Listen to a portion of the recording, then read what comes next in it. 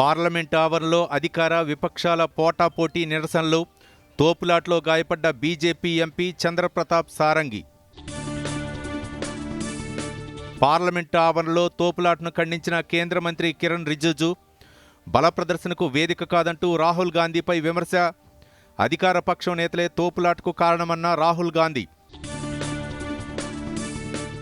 రైతుల సమస్యలపై ఎడ్లబండిపై అసెంబ్లీకి చేరుకున్న బీజేపీ ఎమ్మెల్యేలు, బీజేపీ బీఆర్ఎస్ వినూత్న నిరసనలపై మండిపడ్డ కాంగ్రెస్, కేసీఆర్ సభకెందుకు రావటం లేదని ప్రశ్నించిన మంత్రి కోమటిరెడ్డి వెంకటరెడ్డి.